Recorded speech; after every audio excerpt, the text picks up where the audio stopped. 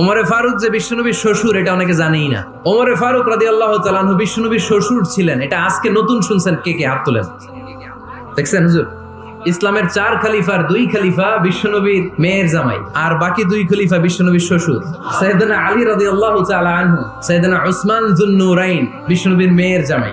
উসমান রাদিয়াল্লাহু তাআলা আনহুর কাছে বিশ্বনবী 2 মেয়েকে বিয়ে দিয়েছিলেন, একজন মারা যাওয়ার পরে আরেকজন। বিশ্বনবী বলেছেন এরপরে আরেকটা থাকলে ওইটারও বিয়ে দিবেন। সাইয়েদনা আবু বকর শ্বশুর, বিশ্বনবীর স্ত্রী আম্মা জান আয়েশা রাদিয়াল্লাহু তাআলা আনহার বাবা। বিশ্বনবীর স্ত্রী আম্মা জান হাফসা রাদিয়াল্লাহু তাআলা আনহার বাবা ছিল সাইয়েদনা ওমর ফারুক। চিল্লায়ে পড়েন আল্লাহু আকবার। জান্নাতে যত নারীরা যাবে, নারীদের সর্দারিনী হবে সাইয়্যিদাতুনা ফাতেমা রাদিয়াল্লাহু তাআলা আনহা। এই ফরিদপুরের যত ইয়াং স্টারেরা তোমরা যারা জান্নাতে যাবে, তোমাদের লিডার হবে সাইয়েদনা হাসান আর হুসাইন রাদিয়াল্লাহু তাআলা আনহুমা। আর বয়স্ক মুরব্বীরা যারা জান্নাতে ঢুকবেন, আপনাদের লিডার হবে সাইয়েদনা আবু বকর আর সাইয়েদনা ওমর ফারুক রাদিয়াল্লাহু তাআলা আনহু। ওমরে ফারুক সাধারণ কোনো ক্যারেক্টারিস্টিক্স নয়, ওনাকে আল্লাহ তাআলা নলেজও দিয়েছেন, আবার দ্বীনদারিও দিয়েছেন। আমার যিনি ভাইয়েরা, খেয়াল রাখবেন, কোনো আলেমের মধ্যে বা কোনো নেতার মধ্যে যদি এই দুইটার সমন্বয় আপনি পান, যে তার জ্ঞানও আছে আবার দ্বীনদারিও আছে, সে গোটা বিশ্বকে জয় করে ফেলবে। বিশ্বনবী সাহাবীদের সামনে একটা স্বপ্নের কথা বলছেন। বিশ্বনবী বললেন, আমি স্বপ্নে দেখলাম আমার আঙ্গুলের ফাঁকা থেকে দুধ বের হচ্ছে, আমি তৃপ্তি সহকারে দুধ খেলাম। খাওয়ার পরে দেখলাম আঙ্গুলের মধ্যে একটু দুধ লেগে আছে।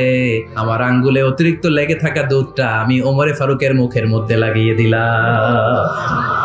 সাহাবারা বললেন, ইয়া রাসূলুল্লাহ, এই স্বপ্নের আপনি কি ব্যাখ্যা করলেন? আমরা তো বুঝলাম না। বিশ্বনবী বললেন, আমি এই দুধ দিয়ে জ্ঞানের ব্যাখ্যা করেছি, কারণ ওমরকে আল্লাহ যেই জ্ঞান দিয়েছে গোটা বিশ্বের কাউকে এত জ্ঞান দেয় না। এজন্য স্বপ্নে যদি কেউ দেখেন যে আপনি দুধ খাচ্ছেন, তার মানে আল্লাহ তাআলা আপনার জ্ঞান বাড়ায় দিবেন। বিশ্বনবী সাল্লাল্লাহু আলাইহি ওয়াসাল্লাম আরেকটা স্বপ্নের বর্ণনা দিচ্ছেন। তিনি বললেন, তোমাদের সবাইকে স্বপ্নে আমার সামনে দাঁড় করানো হলো। আমি দেখলাম তোমাদের কারো জুব্বা নাভি পর্যন্ত, কারো জুব্বা হাঁটু পর্যন্ত, কারো জুব্বা টাকনু পর্যন্ত। ওমরে ফারুককে যখন স্বপ্নে আমার সামনে দাঁড় করিয়ে দেয়া হলো, আমি দেখলাম ওমরের জুব্বা এত লম্বা, ওমর টেনে হিচড়ে তার জুব্বা নিয়ে সামনে হেঁটে যাচ্ছে।